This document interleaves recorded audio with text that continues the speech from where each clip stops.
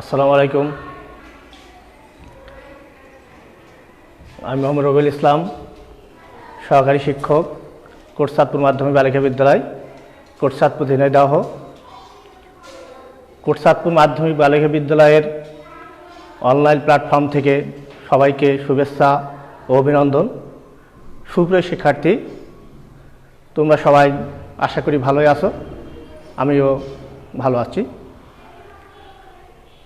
সুপ্রিয় শিক্ষার্থীবৃন্দ, আজকে আমরা যে বিষয়টি আলোচনা করব সেটা হলো অষ্টম শ্রেণীর বিজ্ঞানের পরমাণু গঠন অধ্যায়ের কিছু গুরুত্বপূর্ণ বিষয়। সেগুলো হলো পরমাণু সম্পর্কে, ইলেকট্রন, প্রোটন, নিউট্রন এই সম্পর্কে, পারমাণবিক সংখ্যা, ভর সংখ্যা, শক্তি স্তর ও মৌলিক ইলেকট্রন বিন্যাস, এই বিষয়গুলো আমরা আজকে শিখব। তোমরা সবাই খাতা কলম নিয়ে প্রস্তুত হও। সুপ্রিয় শিক্ষার্থীবৃন্দু, এই অধ্যায়ের আমাদের যে আজকের মূল বিষয়, এগুলো আমাদের খুবই গুরুত্বপূর্ণ বিষয়। আমরা এটা সুন্দর করে শিখব। চলো আমরা মূল পাঠে যাই।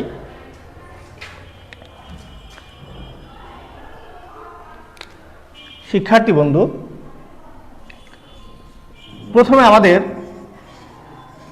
পরমাণু সম্পর্কে জানা দরকার। পরমাণু হলো মৌলিক পদার্থের ক্ষুদ্রতম কণা। পরমাণু কি? মৌলিক পদার্থের ক্ষুদ্রতম কণা। বিজ্ঞানী ডেমোক্রিটাস প্রথমে বলেছিল যে পরমাণুকে বিভাজ্য করা যায় না, অর্থাৎ পরমাণু অবিভাজ্য। পরবর্তীতে অ্যারিস্টটল, রাদারফোর্ড, নিলস বোর প্রভৃতি মনীষীরা পরে বলেছে যে না, পরমাণুকে ভাঙা যায়, পরমাণু বিভাজ্য। এই পরমাণুকে ভাঙলে আমরা বিভিন্ন ধরনের কণিকা পাই। কণিকার ভিতরে একটি হলো পরমাণুর মৌলিক কণিকা।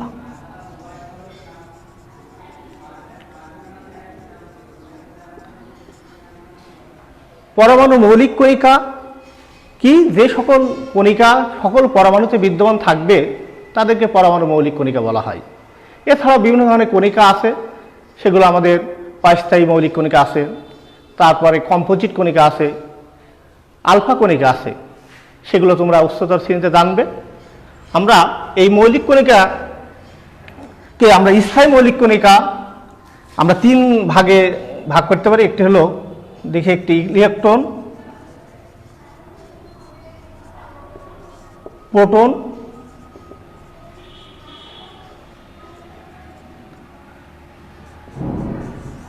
এবং নিউট্রন। তাহলে পরমাণুর মৌলিক কণিকাকে আমরা ইলেকট্রন, প্রোটন, নিউট্রন এই স্থায়ী তিনটি মৌলিক কণিকা আমরা ভাগ করছি। এখন আমরা ইলেকট্রন, প্রোটন, নিউট্রন সম্পর্কে দেখব।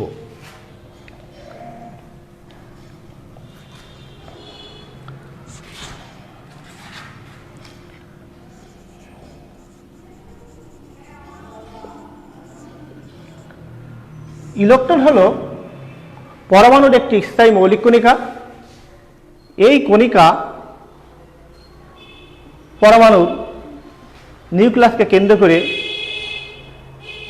চতুর্দিকে ঘোরে এবং এই ইলেকট্রন নেগেটিভ চার্জবিষ্ট কণিকা এবং একে ই মাইনাস দ্বারা প্রকাশ করা হয়। ই মাইনাস দ্বারা প্রকাশ করা হয়। তাহলে আমরা শিক্ষার্থীবৃন্দু কি বললাম? যে ইলেকট্রন হলো একটা নেগেটিভ চার্জ একটি কণিকা এবং এই কণিকাটি একটি পরমাণুর কেন্দ্রের চারিদিকে ঘোরে। বিজ্ঞানী ইলেকট্রন আবিষ্কার করেছে যে থমসন। এই ইলেকট্রন আবিষ্কার করেছে। উনি বলেছে যে ইলেকট্রনকে আমরা ঘড়ির কাঁটার দিকে, সেটা বিপরীত দিকে হতে পারে বা ঘড়ির কাঁটার দিকে হতে পারে, এটা ঘুরে। এরপর আমরা জানব প্রোটন সম্পর্কে।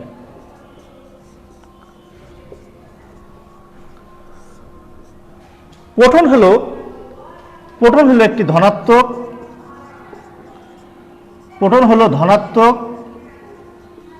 চার্জযুক্ত একটি কণিকা।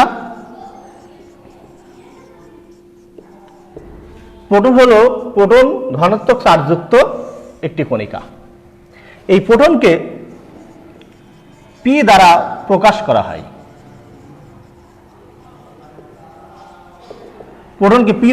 করা হয়। এবং প্রোটন ধনাত্মক চার্জ, এবং এই প্রোটন পরমাণুর নিউক্লিয়াসে অবস্থান করে। বিজ্ঞানী রাদারফোর্ড এই প্রোটন আবিষ্কার করেছে। তাহলে সুপ্রিয় শিক্ষার্থীরা, আমরা কি জানলাম? যে প্রোটন হলো একটি কণিকা, এবং প্রোটন হলো একটি ধনাত্মক চার্জযুক্ত কণিকা, এবং এটাকে পি দ্বারা প্রকাশ করা হয়, এবং এটি কোনো পরমাণুর নিউক্লিয়াসে অবস্থান করে।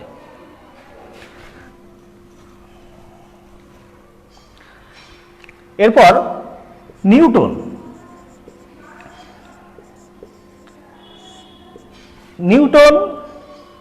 এটা একটি ক্ষুদ্রতর স্থায়ী মৌলিক কণিকা। এটি পরমাণুর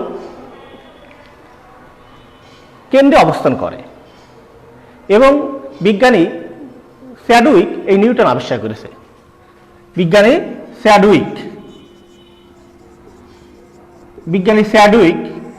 চ্যাডউইক এই নিউটন আবিষ্কার করেছে, এবং নিউটনকে আমরা এন অক্ষ দ্বারা প্রকাশ করা হয়, এবং নিউটনের চার্জ নিরপেক্ষ।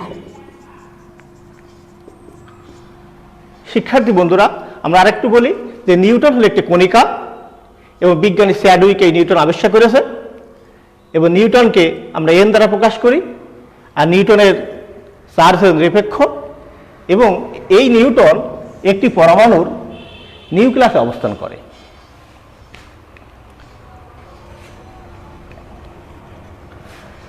শিক্ষার্থী বন্ধুরা, এরপর আমরা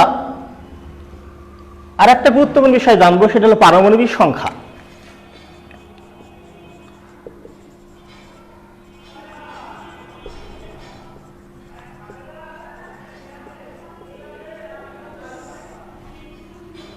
পারমাণবিক সংখ্যা কাকে বলে?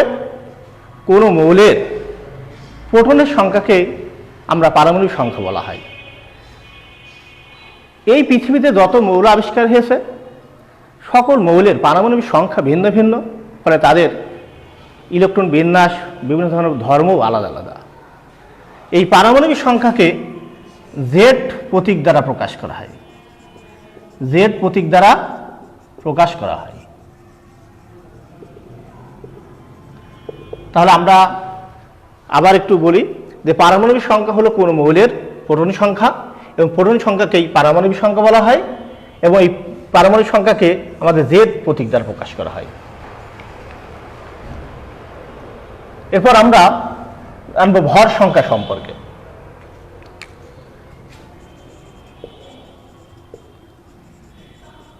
সুপ্রিয় শিক্ষার্থীরা, আমরা একটি অজ্ঞাত বা অজানা একটি মৌল লিখলাম, যেটা হলো এক্স।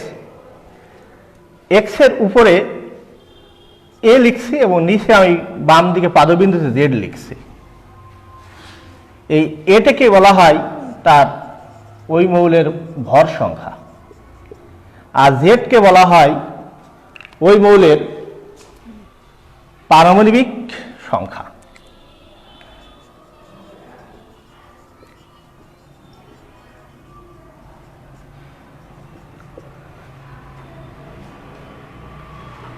আমরা নিউটন সংখ্যা বের করতে হলে কোনো মৌলের এন সমান এ মাইনাস জেড এটা লিখতে পারি, যেখানে এন হলো নিউটন সংখ্যা।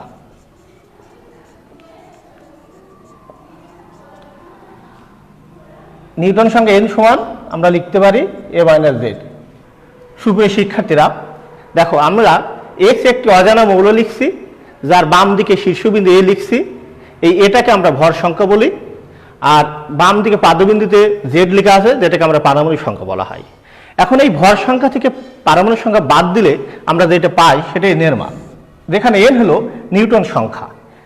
তার মানে এন প্লাস জেড সমান আমরা এ লিখতে পারি। এই সমীকরণ থেকে যে জেডটা এই পাশে নিয়ে আসলে আমরা এন প্লাস জেড ইকুয়াল এ, এটাকে আমরা বলছি ভর সংখ্যা। তাহলে শিক্ষার্থীরা আমরা ভর সংখ্যা এভাবে দিতে পারি যে কোনো মৌলের নিউটন সংখ্যা এবং পারমাণবিক সংখ্যার সমষ্টি হলো তার ভর সংখ্যা। শিক্ষার্থীরা আবার একটু দেখো, আমরা বলছি একে ভর সংখ্যা। এখন ভর সংখ্যা কাকে বলে আমরা তাহলে বলবো কি, যে কোনো মৌলের পারমাণবিক সংখ্যা এবং তার নিউটন সংখ্যা সমষ্টি হলো তার ভর সংখ্যা। শিক্ষার্থী বন্ধুরা, তোমরা নিশ্চয়ই এটা ক্লিয়ার হয়েছো যে ভর সংখ্যা কাকে বলে। এরপর আমরা শক্তি স্তর সম্পর্কে আলোচনা করব।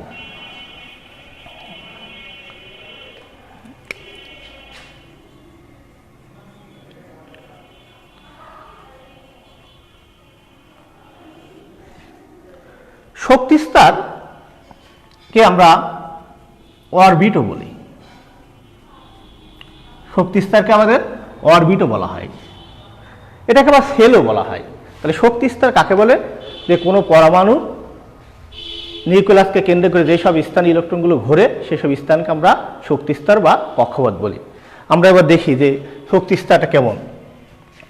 মনে করো একটি পরমাণুর এটা একটা নিউক্লিয়াস।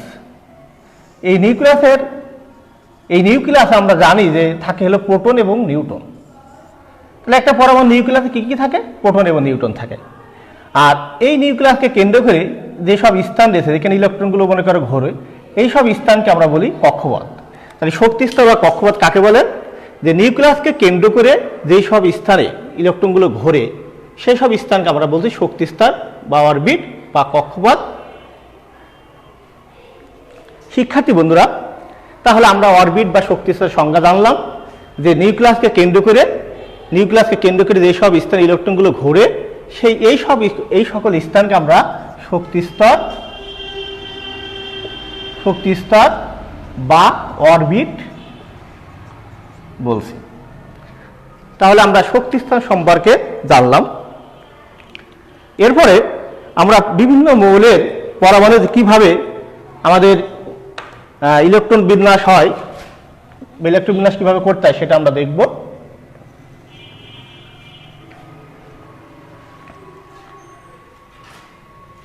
আমরা কিছু মৌলের নাম লিখি: hydrogen, helium, lithium, beryllium, boron, carbon, nitrogen, oxygen, fluorine, neon, sodium, magnesium, aluminium. শিক্ষার্থী বন্ধুরা, আমরা কিছু মৌলের নাম লিখছি। প্রথমটা এটা হলো হাইড্রোজেন। এটার নাম কি? হাইড্রোজেন। এটার নাম কি? হিলিয়াম।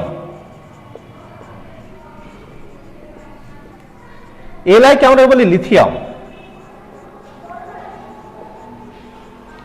এটাকে বলে বেরিলিয়াম।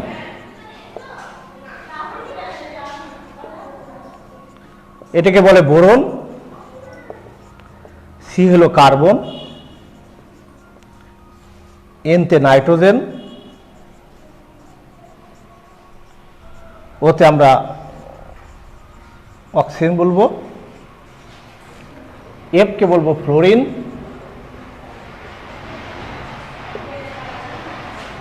নিয়ন, সোডিয়াম, ম্যাগনেসিয়াম,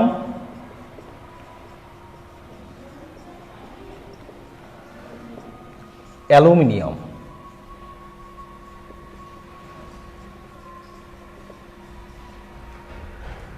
শিক্ষার্থী বন্ধুরা, আমরা কয়েকটি মৌলের নাম আমরা এখানে লিখছি, যেখানে হাইড্রোজেনকে আমরা এইচ প্রতীক দ্বারা প্রকাশ করছি, হিলিয়ামকে এইচই দ্বারা প্রকাশ করছি এবং লিথিয়ামকে এলআই দ্বারা প্রকাশ করছি। এভাবে আমরা বেরিলিয়ামকে বি, বোরনকে B, carbon C, nitrogen N, oxygen O, fluorine F, নিয়নকে আমরা এনই প্রতীক দ্বারা প্রকাশ করতে পারি, সোডিয়ামকে এনএ, ম্যাগনেসিয়ামকে আমরা এমজি, অ্যালুমিনিয়ামকে এল দ্বারা প্রকাশ করছি। শিক্ষার্থী বন্ধুরা, এই মৌলগুলোর প্রতিটি মৌলের পারমাণবিক সংখ্যা কিন্তু স্বতন্ত্র, অর্থাৎ একটি মৌলের পারমাণবিক সংখ্যার সাথে আরেকটি মৌলের কোনো মিল নাই কিন্তু। যেমন আমরা এই হাইড্রোজেনের পারমাণবিক সংখ্যা 1, হিলিয়ামের 2, lithium 3, beryllium 4, boron 5, carbon 6, nitrogen 7, oxygen 8, fluorine 9, নিয়ন 10, সোডিয়াম 11, ম্যাগনেসিয়াম 12, অ্যালুমিনিয়াম 13। এখন এই মৌলগুলোর আমরা ইলেকট্রন বিন্যাস দেখব যে কোন পরমাণুতে কয়টি প্রোটন সংখ্যা আছে, পারমাণবিক সংখ্যা আছে, এবং কোন কোন কক্ষপথে কয়টি করে ইলেকট্রন আছে সেগুলো আমরা দেখব। আমরা এই মৌলগুলোর ভিতরে উদাহরণ হিসেবে কার্বন, নাইট্রোজেন এবং অক্সিজেন এগুলো নিয়ে একটু আলোচনা করব।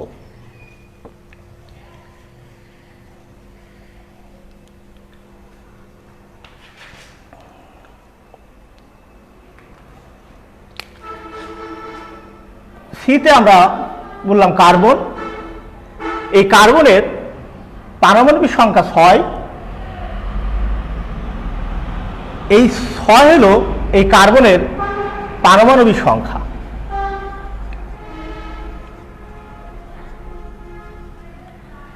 এই কার্বনের পারমাণবিক সংখ্যা 6। এই পারমাণবিক সংখ্যা হলো এই কার্বনের প্রোটন সংখ্যা। তাহলে কোনো মৌলে পারমাণবিক সংখ্যা দাও, প্রোটন সংখ্যা তাই, এবং প্রোটন সংখ্যায় হলো আবার তার ইলেকট্রন সংখ্যা যদি মৌলটি চার্জ যুক্ত না থাকে। এখন আমরা এই কার্বন পরমাণুর কিভাবে একটি ইলেকট্রন বিন্যাস করব সেটা আমরা দেখব। এখন আমরা আগেই বলেছি যে একটা পরমাণু নিউক্লিয়াসে থাকে প্রোটন, নিউট্রন। তাহলে এটা হলো একটি কার্বন নিউক্লিয়াস, এবং এই নিউক্লিয়াসের পাশে যে ইলেকট্রনগুলো ঘোরে এগুলোকে আমরা বলছি যে কক্ষপথ বা শক্তি স্তর। এখন এই শক্তি স্তরে প্রথম শক্তি স্তর, এই নিউক্লিয়াসের কাছে যে শক্তি স্তর, এই শক্তি স্তরকে আমরা বলবো প্রথম শক্তি স্তর। পরবর্তীতে আমরা যে নিউক্লিয়াস, পরবর্তী নিউক্লিয়াস 2 নম্বর যে শক্তি স্তর, এটাকে আমরা বলবো দ্বিতীয় শক্তি স্তর। এখন প্রথম শক্তি স্তরে কয়টি ইলেকট্রন ধারণ করতে পারবে, তারপর দ্বিতীয় শক্তি স্তরে কয়টি ইলেকট্রন ধারণ করতে পারবে, 3 নম্বর শক্তি স্তরে কয়টি ইলেকট্রন ধারণ করতে পারবে, এই বিষয়গুলো আমরা একটা ছোট সূত্র দ্বারা জানতে পারব। সূত্রটি হলো যে কোনো মৌলের কোন কক্ষপথে কয়টি ইলেকট্রন ধারণ করতে পারবে সেটা একটি সহজ সূত্র দ্বারা আমরা জানি। সেটা হলো 2n²। এখানে দেখো শিক্ষার্থীরা, এই n এর মান 1, 2, 3, 4 প্রভৃতি হতে পারে। তাহলে n হলো কক্ষপথের সংখ্যা বোঝায়। n কি? কক্ষপথের সংখ্যা বোঝায়। তাহলে n এর মানের উপর ভিত্তি করে আমরা কোনো মৌলের ইলেকট্রন বিন্যাস করার সময় কোন কোন কক্ষপথে কয়টি ইলেকট্রন দিব সেটা জানা যাবে সুন্দরভাবে। এখানে আমরা যদি n সমান 1 হয়, তাহলে আমরা এখানে যদি n এর মান 1 বসাই, তাহলে আমি লিখব 1²। 2 গুণ 1 তার মানে 2। তা n এর মান 1 হলে আমরা যে শক্তি স্তর পাই সেটা হলো এই শক্তি স্তর, এবং এই শক্তি স্তর ইলেকট্রন ধারণ করতে পারবে কয়টি? 2টি। তাহলে আমরা ইলেকট্রন প্রথমে কক্ষপথে 2টি ইলেকট্রন দিলাম। আমরা যদি দেখি n এর মান 2, তাহলে আমরা যদি এই সূত্রে বসাই, তাহলে 2 গুণ 2², 2 গুণ 4 তার মানে 8। সুপ্রিয় শিক্ষার্থীরা, n এর মান 2 হলে আমাদের কক্ষপথ হবে দ্বিতীয় কক্ষপথ। এই দ্বিতীয় কক্ষপথ হবে আমাদের n এর মান 2 হলে। এই দ্বিতীয় কক্ষপথ ইলেকট্রন ধারণ ক্ষমতা 8টি। তাহলে কোনো মৌলের ইলেকট্রন বিন্যাস করার সময় 2 নাম্বার কক্ষপথ বা দ্বিতীয় শক্তি স্তরে সর্বোচ্চ ইলেকট্রন নিতে পারবে 8টি। 8টি নিচেও নেওয়া যাবে, কিন্তু সর্বোচ্চ ইলেকট্রন নেবে কয়টি? 8টি। এখন আমি যে মডেল লিখেছিলাম যে কার্বন এর পারমাণবিক সংখ্যা 6, তার মানে প্রোটন সংখ্যা 6, ইলেকট্রন সংখ্যা 6। এখন আমরা প্রথম কক্ষপথে 2টি ইলেকট্রন দিয়ে দিয়েছি, 2টি ইলেকট্রন। 2 নম্বর কক্ষপথে ইলেকট্রন নেবে কয়টি? সে 2টা প্রথম কক্ষপথে দিয়েছি আমি, তাহলে বাকি থাকে আর 4টি ইলেকট্রন। তাহলে আমরা দ্বিতীয় কক্ষপথে ইলেকট্রন দেবো 4টি।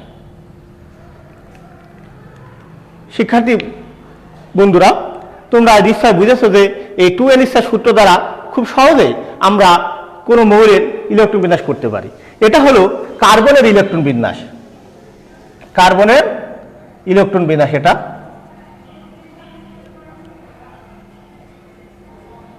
তাহলে আমরা এই নিউক্লিয়াসকে কেন্দ্র করে ইলেকট্রনগুলো ঘটছে। কার্বনের প্রথম কক্ষপথে 2টি ইলেকট্রন দিয়েছি এবং 2 নম্বর কক্ষপথে বা দ্বিতীয় শক্তি স্তরে আমরা 4টি ইলেকট্রন দিয়েছি। শিক্ষার্থীরা, এরপর আমরা আরেকটি মৌল দেখি, সেটা প্রতীক হলো ও, যেটা আমরা বলি অক্সিজেন। এই অক্সিজেনের পারমাণবিক সংখ্যা আমরা 8 জানি, অক্সিজেন পারমাণবিক সংখ্যা 8 জানি। এই অক্সিজেনের আমরা ইলেকট্রন বিন্যাস করি, তাহলে আমরা এটা হলো পরমাণুর অক্সিজেন পরমাণু নিউক্লিয়াস। এই নিউক্লিয়াসের পাশাপাশি যে কক্ষপথ, এটাকে আমরা প্রথম শক্তি স্তর বা প্রথম কক্ষপথ বলি। তাহলে প্রথম কক্ষপথে আমাদের 2n² সূত্র সাহায্যে আমরা দেখলাম যে প্রথম কক্ষপথ 2টি ইলেকট্রন ধারণ করতে পারবে। তাহলে আমরা প্রথম কক্ষপথে ইলেকট্রন দেবো কয়টি? 2টি। এখন 2টি ইলেকট্রন প্রথম কক্ষপথে দিলে অক্সিজেন পরমাণুর 8 থেকে 2 বাদ দিলে আগে থাকে 6টি। 2 নম্বর শক্তি স্তরে এসে সর্বোচ্চ ইলেকট্রন ধারণ করতে পারবে 8টি। তাহলে আমরা এই নিউক্লিয়াসকে কেন্দ্র করে দ্বিতীয় কক্ষপথে আমরা ইলেকট্রন দেব বাকিগুলো। তাহলে আমরা 6টি ইলেকট্রন দেবো। 1 2 3 4 5 6। এটা হলো অক্সিজেনের ইলেকট্রন বিন্যাস।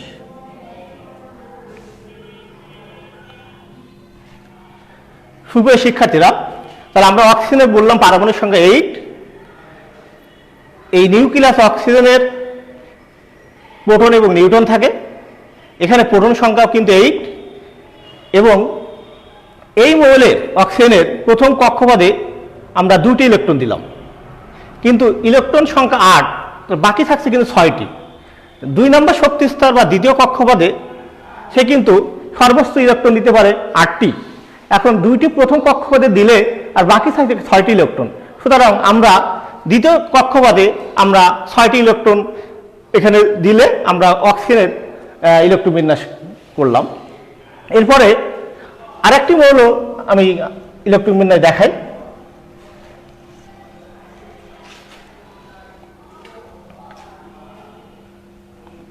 শিক্ষার্থীরা, আমরা একটা বোর্ডে প্রতীক লিখছি, যেটাকে আমি Na বলছি। তোমরা জানো যে Na কি? হ্যাঁ, এটা হলো সোডিয়াম, সোডিয়াম পরমাণু। এই সোডিয়াম পরমাণুতে 11টি তার ইলেকট্রন আছে। সোডিয়ামের 11টি ইলেকট্রন আছে, তার মানে প্রোটন সংখ্যাও কিন্তু 11, ইলেকট্রন সংখ্যাও 11, এর পারমাণবিক সংখ্যাও 11। এখন এটার যদি আমরা ইলেকট্রন বিন্যাস করি, তাহলে আমরা প্রথমে, এটা সোডিয়ামের নিউক্লিয়াস। এই নিউক্লিয়াসের পরবর্তী যে কক্ষপথ, এটাকে প্রথম কক্ষপথ, এটাকে আমরা দ্বিতীয় কক্ষপথ বলবো, এটাকে আমরা বলবো তৃতীয় কক্ষপথ। এখন আমরা এই 2n² সূত্র দ্বারা দেখলাম যে প্রথম কক্ষপথে ইলেকট্রন দেবো আমরা 2টি দিলাম। এরপরে 2 নম্বর শক্তি স্তরে ইলেকট্রন সর্বোচ্চ দেওয়া যাবে 8টি। তাহলে 1 2 3 4 5 6 7 8। আমরা প্রথম কক্ষপথে ইলেকট্রন 2টি, দ্বিতীয় কক্ষপথে 8টি দিলে আমাদের ইলেকট্রন সংখ্যা হলো এখানে 10টি। আরেকটি দরকার, তাহলে আমরা 3 নম্বর কক্ষপথে আরেকটি ইলেকট্রন দিলাম। তাহলে এটা আমাদের সোডিয়ামের ইলেকট্রন বিন্যাস। তাহলে শিক্ষার্থীরা, আমরা সোডিয়ামের পারমাণবিক সংখ্যা 11, অর্থাৎ সোডিয়ামের প্রোটন সংখ্যা 11, ইলেকট্রন সংখ্যা 11। এই সোডিয়াম ইলেকট্রন বিন্যাস করলে আমরা লক্ষ্য করছি যে সোডিয়ামের প্রথম শক্তি স্তরে 2টি ইলেকট্রন আছে 1 আর 2, দ্বিতীয় কক্ষপথে 8টি ইলেকট্রন দিয়েছি এবং 3 নম্বর যে কক্ষপথ, এই কক্ষপথে আমরা ইলেকট্রন থাকবে 8টি। সুপ্রিয় শিক্ষার্থীরা, আমরা সুন্দরভাবে এই ইলেকট্রোবিন্যাস শিখলাম। এরপর আমরা আরেকটা বিষয় জানব এই অধ্যায়ের, যেটা খুবই গুরুত্বপূর্ণ, সেটা হলো ক্যাটায়ন এবং অ্যানায়ন সম্পর্কে।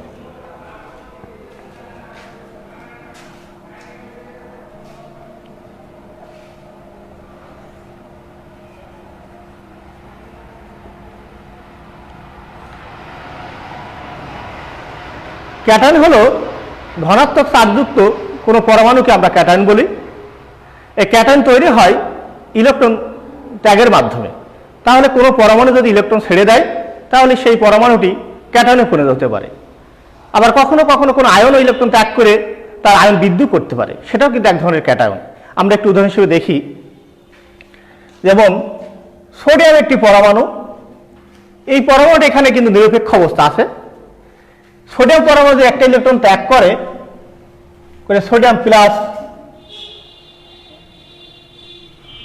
এবং একটি ইলেকট্রন বাইরে যাচ্ছে, তাহলে আমরা এই সোডিয়াম একটি ইলেকট্রন ত্যাগ করে সোডিয়াম প্লাসের মধ্যে আছে, তাহলে সোডিয়াম প্লাস এটি একটি ক্যাটায়ন। তাহলে আমরা ক্যাটায়ন কাকে বলছি? যে কোনো মৌল নিরপেক্ষ অবস্থা আছে, সেই মৌলটি যদি একটি ইলেকট্রন ত্যাগ করে যে ধনাত্মক আয়নে পরিণত হয়, তাকে আমরা বলছি ক্যাটায়ন। তাহলে আমরা ক্যাটায়ন জানলাম। এখন ক্যাটায়নের কয়েকটি উদাহরণ দেখি। যেমন ম্যাগনেসিয়াম 2+ একটা ক্যাটায়ন, ক্যালসিয়াম 2+ একটি ক্যাটায়ন, অ্যালুমিনিয়াম 3+ এটাও একটি ক্যাটায়ন, জিঙ্ক 2+ এটাও ক্যাটায়ন। তাহলে ক্যাটায়ন কাকে বলে? আরেকবার দেখি যে কোনো মৌল ইলেকট্রন ত্যাগ করার পরে যদি ধনাত্মক আয়নে পরিণত হয় তাহলে তাকে আমরা বলছি ক্যাটায়ন। তাহলে আমরা ক্যাটায়ন সম্পর্কে জানলাম। এরপর আমরা অ্যানায়ন সম্পর্কে দেখব।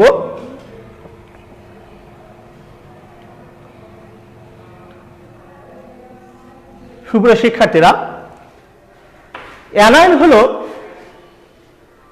এমন একটি বিষয় যেটা হলো কোনো মৌল ইলেকট্রন গ্রহণ করার মাধ্যমে নেগেটিভ চার্জে পরিণত হবে। অ্যানায়ন হতে হলে কি হবে? নেগেটিভ চার্জে পরিণত হতে হবে।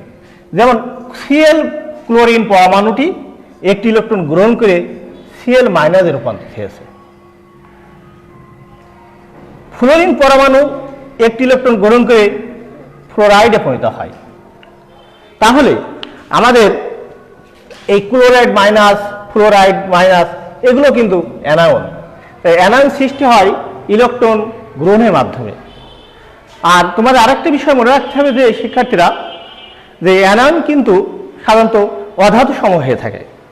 কারণ অধাতু সময় কিন্তু ইলেকট্রন গ্রহণ করে অ্যানায়নে পরিণত হয় এবং এটি স্থিতিশীল অবস্থা প্রাপ্ত হয়। আর ক্যাটায়নের ক্ষেত্রে কিন্তু আমরা বললাম আগে যে ইলেকট্রন ত্যাগ করে ক্যাটায়ন পরিণত হয়। আর এটাও তোমাদের স্মরণ রাখতে হবে যে ক্যাটায়ন কিন্তু ধাতু সমূহ তৈরি করে, অধাতু কিন্তু ক্যাটায়ন তৈরি করতে পারে না। তাহলে আজকে আমরা এই পরমাণুর গঠন অধ্যায়ে যে বিষয়গুলো আলোচনা করেছি আশা করি তোমরা ভালোভাবে বুঝেছো। তোমরা সবাই বাসায় থাকবে, ভালো থাকবে, এই দোয়া রেখেই আজকে ক্লাস শেষ করছি। আল্লাহ হাফেজ।